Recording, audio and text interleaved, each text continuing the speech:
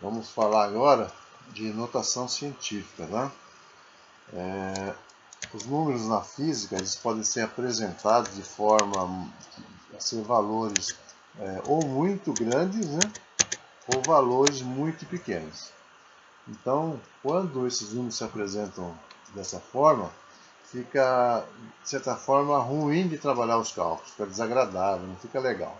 Então, a gente tem o desenvolvimento da notação científica para facilitar o nosso trabalho. Até porque alguns números, nem calculadoras, eles acabam, se conseguem encaixá-los, às vezes na forma normal, né? Na forma literal normal. Então, nós vamos trabalhar aqui, ó, exemplo de dois números aí, 1 bilhão. Né? Nós temos aqui 1 bilhão. É um número grande, não é dos maiores, mas é um número grande, né? Esse é um número grande, é 1 bilhão. Depois nós temos aqui um número, ó, 0,0000000000009. Dá uma olhada nisso. Como é uma representação difícil de trabalhar. Imagina você fazendo um cálculo com isso aí, né? Então aí se faz necessário você dar uma simplificada nesse número. E a gente vai trabalhar aqui em forma de notação científica, tá? Então como é que a gente vai trabalhar esses valores, né? A gente vai ter que pegar o número e trabalhar a vírgula, né? Ó, aqui, a vírgula está aqui, está fácil de ser visualizado. Nesse número aqui, a vírgula não aparece. Mas se não aparece a vírgula, significa que ela está aqui, ó. Certo? E na medida que a gente anda essa vírgula para a esquerda, esse número vai diminuindo. E na medida que eu ando essa vírgula aqui para a direita, o que vai acontecer com esse número? Ele vai aumentando. Tá? Então o que a gente vai ter que fazer? A gente vai ter que fazer que o número, com que esse número, né? Esse número que está na frente aqui, ó, o 1 aqui, e esse número que está aqui, que é o 9, nós chamamos aqui de A. Tá? Esse A, ele tem que ser um número compreendido entre 1 e 10, tá? Entre 1 e 10. Ele não pode ser 10, então tem que ser menor que 10, e ele pode ser 1. Então ele pode ser igual a 1. Então esse A, ele é menor que 10 e maior ou igual a 1. Certo? E o expoente da potência de 10 aqui, ó, esse B, tá? Ele tem que ser um número inteiro. Vamos pegar um exemplo aqui para a gente trabalhar aqui. Ó. Olha aí, ó, eu tenho 1 milhão e 500 mil. Não aparece a vírgula. Se não aparece a vírgula é porque ela está aqui. Ó. Cada casa que eu ando para a esquerda, eu coloco aqui vou multiplicar por uma potência de 10. E esse expoente aqui, ó, é a quantidade de casas que eu ando para a esquerda. Quando eu ando a vírgula para a esquerda, esse expoente aqui, ele vai ficar positivo, tá? Quando a vírgula, né, vou colocar um outro valor aqui só para gente exemplificar, tá? 0,0004, por exemplo, tá? Aonde que está a vírgula? A vírgula está aqui, ó. Se essa vírgula andar para a direita, tá? O valor que vai estar aqui depois vai ficar multiplicado por 10 elevado a um valor negativo. Tudo bem? Vamos para os exemplos aqui. Então eu tenho aqui, ó, 1 milhão e 500 mil. Ó, andei a vírgula, uma casa para a esquerda, ó, tá vendo? Ó como é que ficou o expoente aqui, ó. Um positivo. Andei mais uma casa para a esquerda, andei duas casas aqui. Olha lá, o número diminuindo e a potência de 10 aqui aumentando. Andei mais uma casa para a esquerda, andei 3 casas para a esquerda. 3 casas, olha o expoente aqui, ó. 3 positivo. 4 casas para a esquerda. Positivo.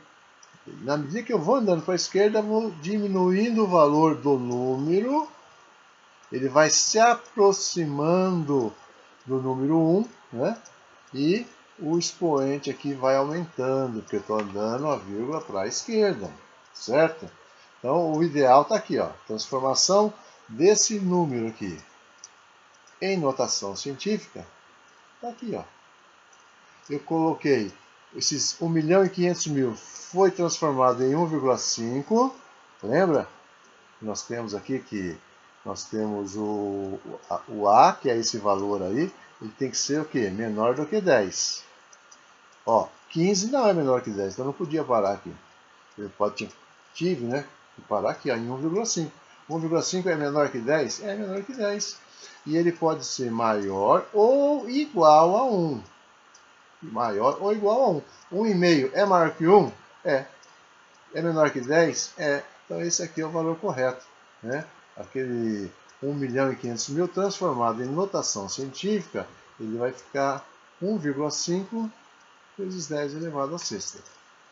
Até coloquei aqui, ó, andei uma casa a mais, né? Que ficou 10 à sétima, mas aqui já não é.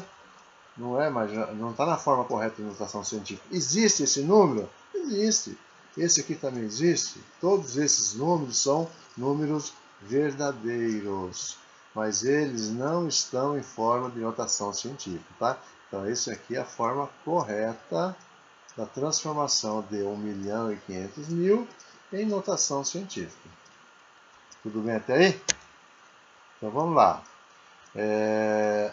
A regra é ter um algarismo. Na regra, é ter um algarismo à esquerda da vírgula, tá?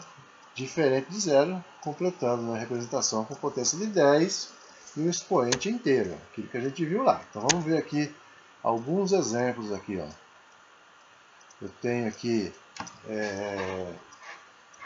8.500, 12.600, ó, vários valores. Tá? O que a gente tem que fazer primeiro aí? Então a primeira coisa que a gente tem que fazer é identificar a vírgula. Tá? Onde que a vírgula está? Quando não tiver vírgula, a gente vai colocar ela. Aonde? À direita do último algarismo. Então, por exemplo, no A tem vírgula? Não, então a vírgula vai estar aqui. Ó. No B tem vírgula? Não tem vírgula, então eu coloco ela aqui. No C tem vírgula? Não tem vírgula, então eu coloco ela aqui.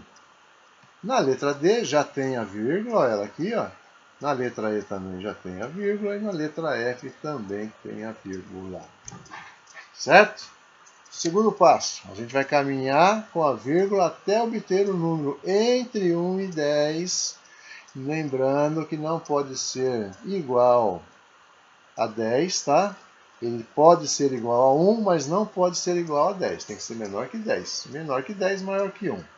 Ou igual a 1, né? Pode ser, tá? Então, quando desloca a vírgula para a esquerda, o número de casas deslocadas será positivo. Quando desloca para a direita, o número de casas será negativo.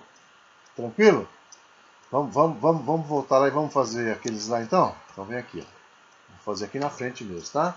Então eu tenho 8.500. A vírgula tem que vir até onde? Vai ter que vir até aqui, ó. Aí eu vou ficar com quanto? Vou ficar com 8. Deixa eu já indicar aqui, né? Vou ficar com 8,5 multiplicado por 10. Aí vamos contar as casas que a gente andou. Andou uma, andou duas, andou três. Então 10 é a terceira. Esse número é a forma correta em notação científica. Esse aqui também, 12.600. Então eu vou andar a vírgula até onde? Até aqui, ó. Então vai ficar, né? 1,2 multiplicado por 10 elevado a quanto? É isso aí, ó. 1, 2, 3, 4. 4 positivo que eu estou andando para a esquerda. Letra C, ó. A vírgula está aqui, eu vou andar até onde? Eu vou andar até aqui, ó. Até ficar 8,9. 8,9 é um número menor que 10, maior que 1. Quantas casas eu andei? 1, 2, 3, 4, 5, 6, 7, 8, 9, 10. Olha só, são 10 casas, tá? 10 casas. Vamos aqui agora. Então agora a vírgula vai andar para a direita agora, né? Então, até onde vai andar a vírgula? Até aqui, ó. Então eu vou ter aqui 1,23 vezes 10 elevado a quanto? Ó? Vou andar duas casas para a direita, então é menos 2. Nesse número, a vírgula está aqui, ó. Eu vou andar até aqui. Então vai ficar 9,9, né? Deixa eu só ajeitar aqui. 9 4,9 vezes 10 elevado a quanto? 1, 2, 3, 4, 5, 6 casas à direita. Então vai ficar menos 6. E por final aqui, a vírgula que está aqui vai ter que andar até aqui. Ó. Vai ficar 4,5, que é um número entre 1 e 10, multiplicado por uma potência de 10, elevado ao expoente, ó, 1, 2, 3, 4, 5, 6, 7, 8, 9, 10, 11 casas para a direita. Então é menos 11. Tranquilo? Então vamos dar sequência aqui. Ó. Bom, já vimos isso, né? Agora vamos falar um pouquinho de índice pluviométrico, né? Quando você ouve na TV, nos rádios, dizendo que há uma precipitação de chuva, né? Que a possibilidade de chover 20 milímetros de chuva, de precipitação, 10 milímetros, 100 milímetros, né? O que isso quer dizer, né? O que significa isso, né? Isso é informação importante, né? Porque é com base nisso que você sabe se vai ser um dia propício a determinadas atividades, né? Então nós temos aqui, ó, a definição, né? Índice pluviométrico relaciona a quantidade de chuva que se acumula em determinada região em um determinado período de tempo. Então a convenção utilizada para 1 milímetro de precipitação corresponde, ó, a 1 litro de água por metro quadrado. 1 litro de água por metro quadrado.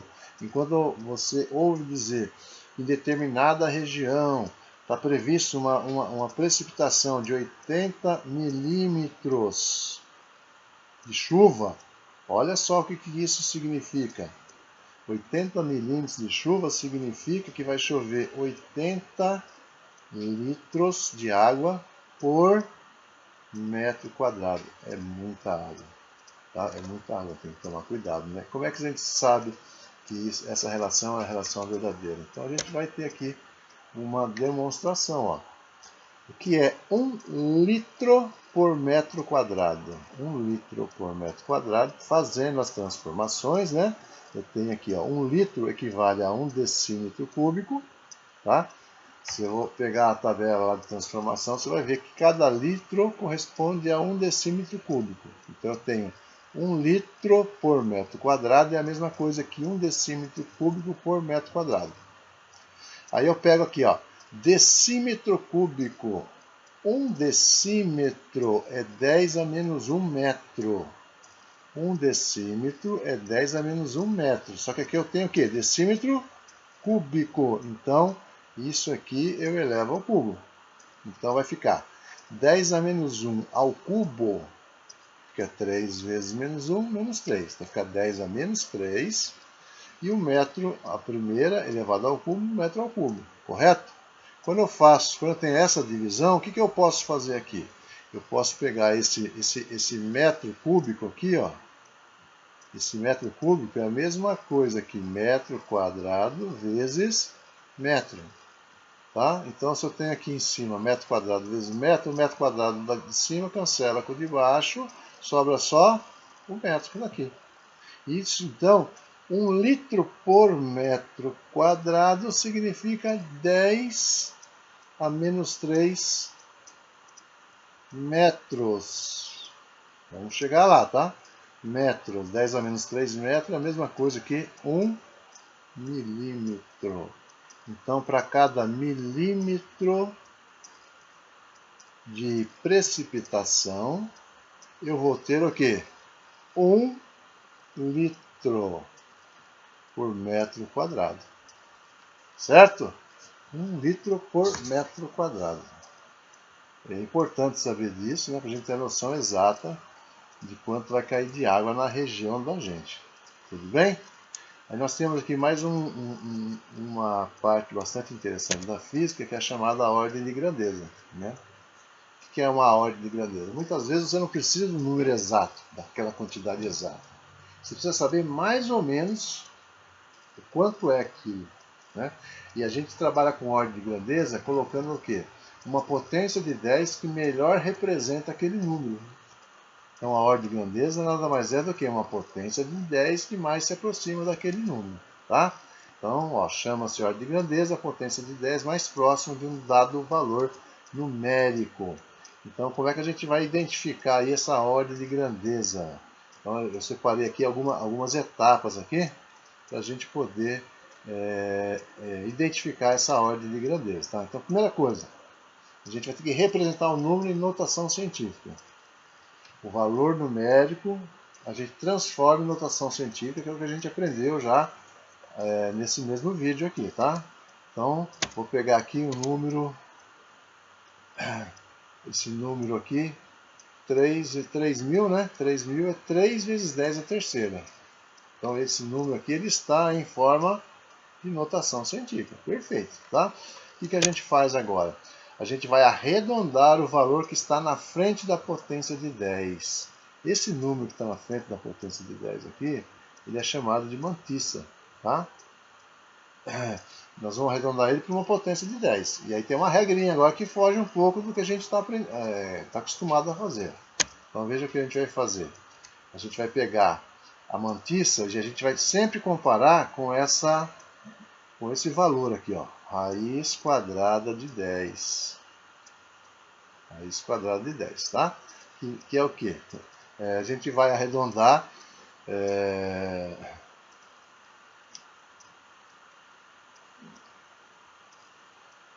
se a mantissa for menor que raiz de 10, a gente vai arredondar para 1. Né? 1 que seria o 10 elevado a 0. Tá? E se ela for maior do que 10, né? Olha o que a gente faz. Vendo? Se a mantissa for maior do que 10, o arredondamento é para 10 a primeira. Então, quer dizer, ó, voltando aqui, ó, se esse valor que vem aqui na frente for menor que raiz de 10, a gente vai arredondar para 1. Se esse valor que vem aqui na frente for maior que raiz de 10, a gente vai arredondar ele para 10. Certo? Tudo bem até aí? Vamos lá, vamos entender melhor isso aqui, tá? Então temos aqui, a raiz de 10 é essa aqui, ó, é 3, nós vamos trabalhar com isso aqui, ó, 3,16, tá? Então o valor que está aqui, né, se ele for menor que 3,16, esse valor é arredondado para 1. Se ele for maior que 3,16 ou igual a 3,16, a gente vai trabalhar com 10. Certo? Então, qual é a ordem de grandeza desse número aqui? Ó? Então a gente tem 3.000, que é 3 vezes 10 a terceira, 3 é menor que 3,16. Então esse número aqui, ó, ele vai virar 1. Certo? Então, a ordem de grandeza do valor, esse número aqui, ó, 3.000, ele tem uma ordem de grandeza que vai ser igual a 10 a terceira. Tudo bem? E agora? 38.000. Né? Já dá para ter ideia? Pode ser? Primeiro transforma em notação científica. A gente vai fazer, seguimos passos. Então o número é 3,8 vezes 10 a quarta. Aí nós vamos pegar esse número e vamos comparar com o 3,16. O 3,8 ele é maior que 3,16. Então a gente vai arredondar ele para 10. Então vai ficar 3,8 e vai ser igual a 10. Então é 10 vezes 10 a quarta. Então nós vamos ter aqui a ordem de grandeza de 38.000. Vai ser 10 elevado a quinta. Olha como é tranquilo. Né? Então a gente tem que pensar sempre no quê?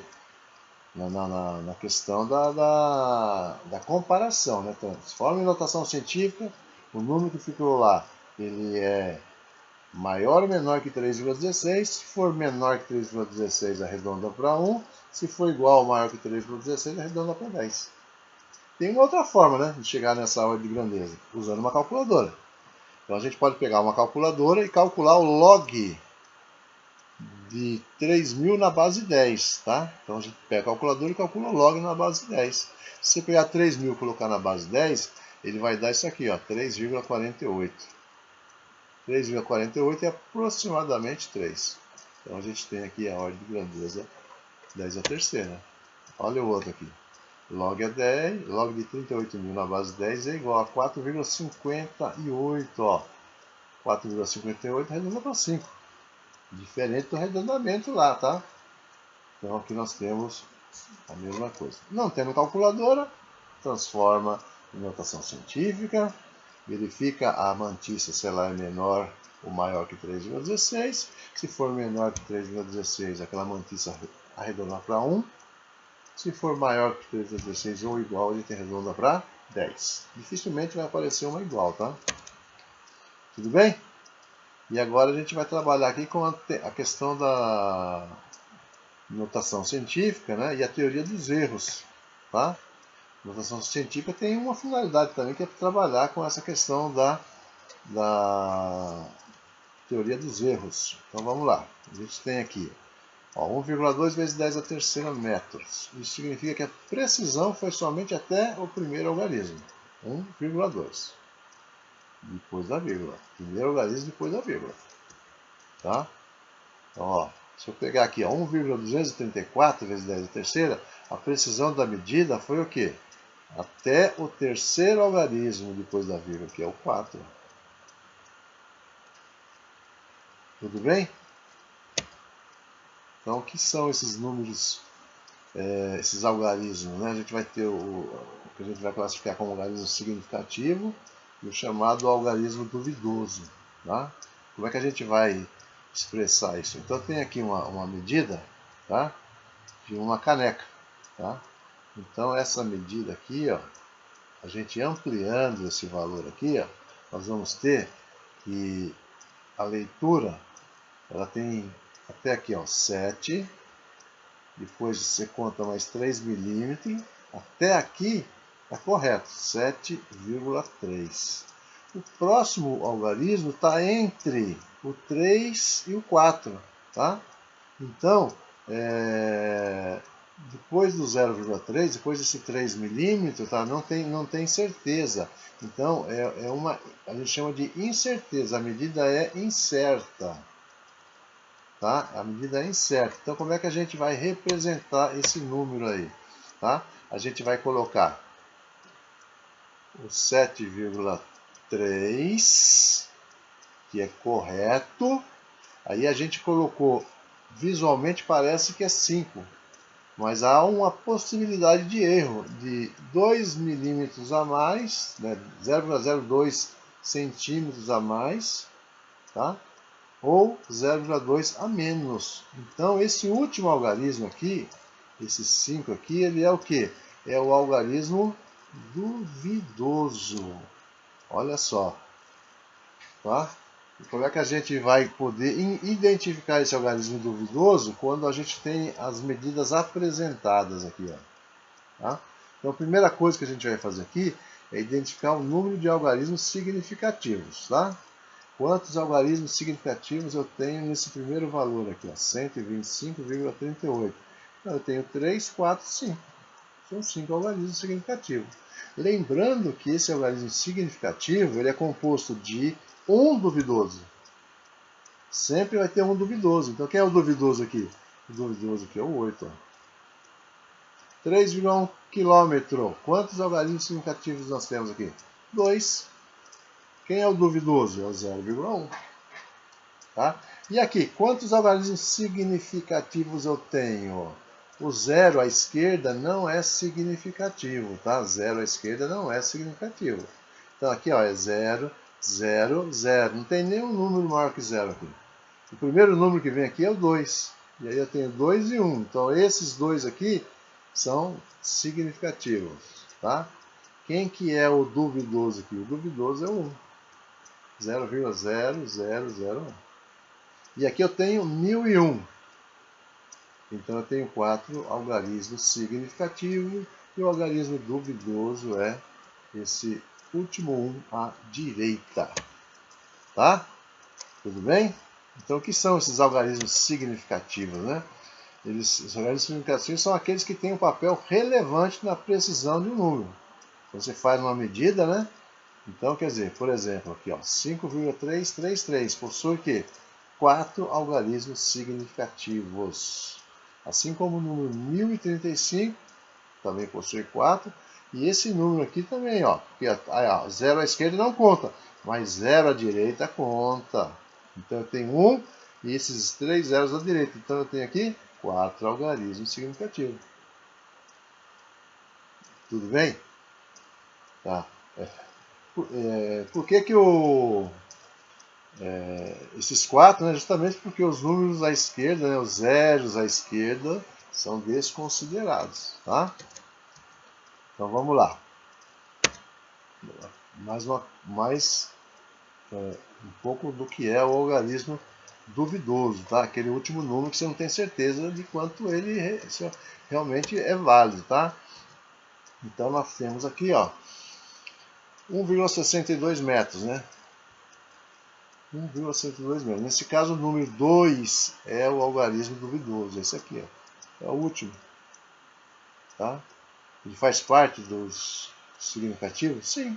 Os significativos são os valores mais o último duvidoso, os certos e um incerto. O primeiro incerto ele é que determina o final dos algarismos significativos. Então nós temos aqui um novo número, 1,621 ou no 1,619, né? Ele está te colocando o porquê que o 2 ele é o duvidoso, tá vendo?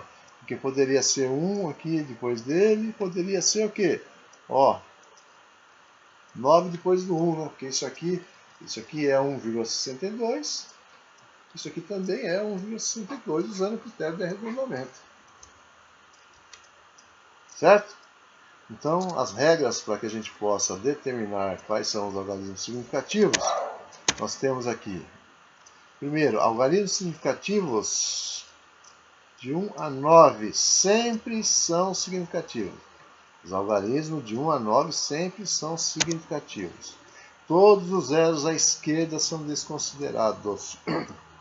Então, primeira regra, números de 1 a 9 sempre significativos. Tá? 0 à esquerda não se considera. 0 à direita são considerados como significativos.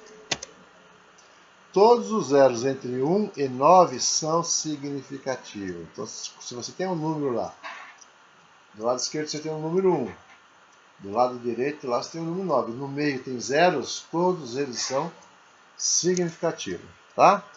Tudo bem? Então vamos ver aqui, ó. Quando eu tenho potência de 10, como é que eu faço essa visualização de números significativos? Então, olha o que eu tenho aqui, ó. Número 23.456. Em notação científica, ele fica assim, ó. 2,3456. Lembra que aqui a vírgula estaria aqui, eu andei com ela até aqui, ó. Andei 4 casas, então fica vezes 10 a quarta, tá? Ele continua possuindo 5 algarismos significativos, tá? 5. Já que a potência de 10 é apenas uma técnica de movimentação da vírgula. Então a potência de 10 você não vai contar ela.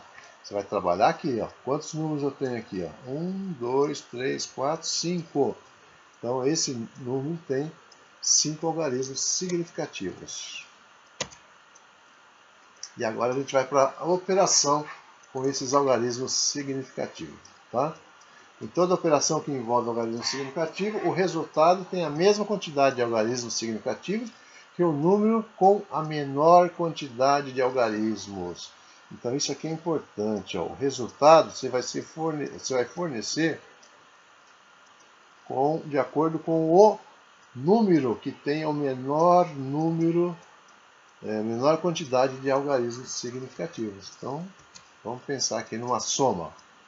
Nesse caso aqui, 1,5476. Esse número tem 2, 4, tem 5 algarismos significativos. 1 e 3 só tem 2 algarismos significativos. Então, na hora que você faz a soma, tá?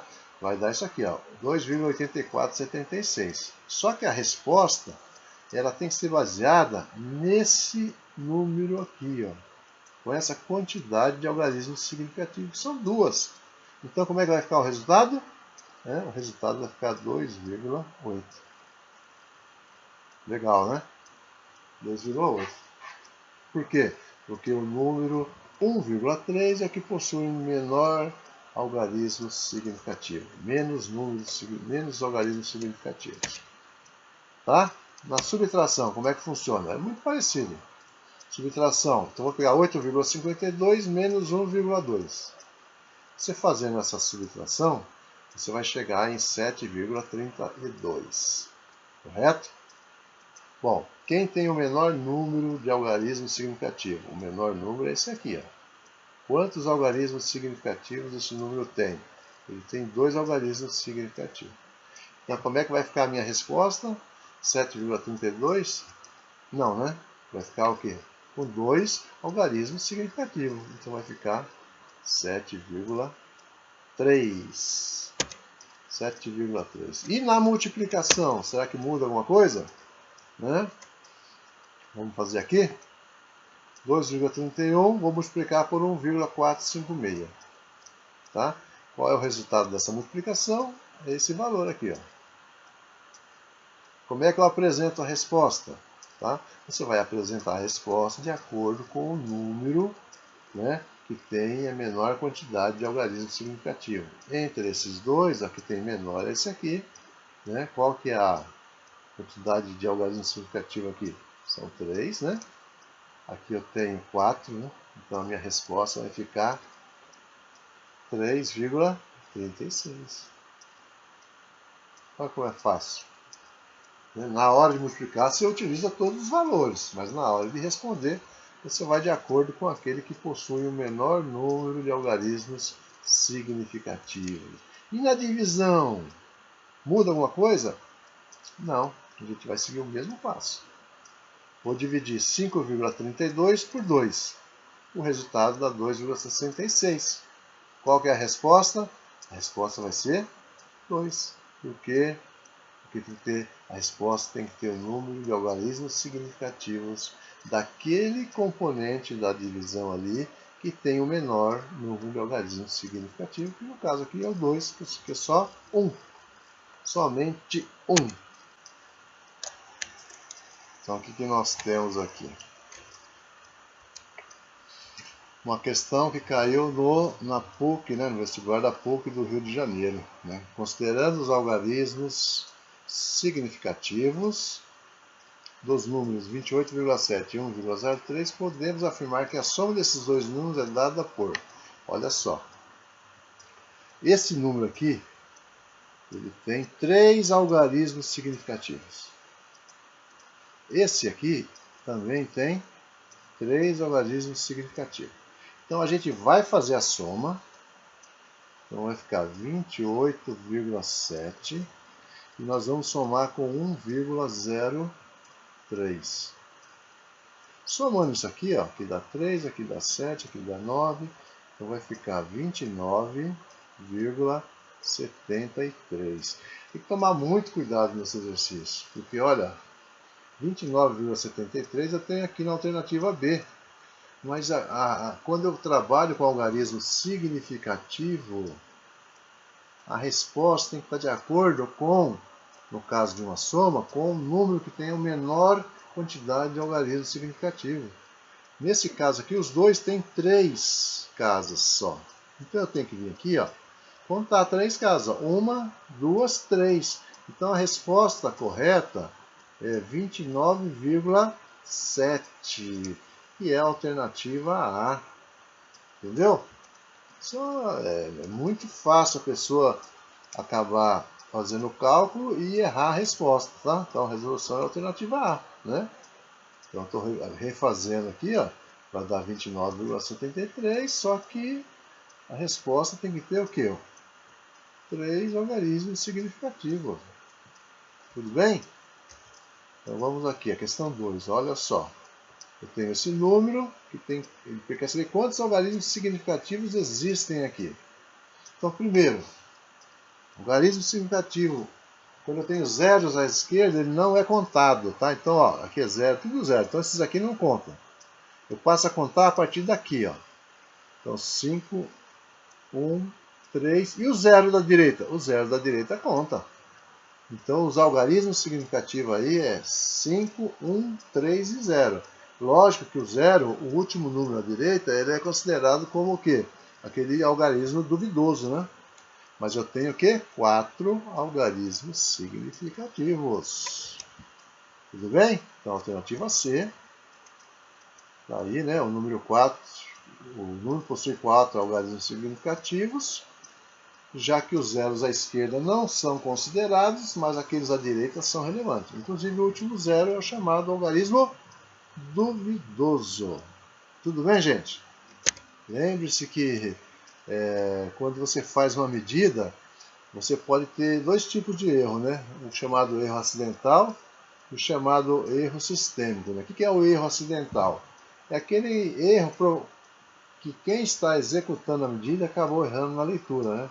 O instrumento que ele está utilizando está correto, mas ele olhou de uma forma equivocada. Né? Se você colocar uma outra pessoa para fazer a medida, muito provavelmente ela vai fazer de forma correta, tá?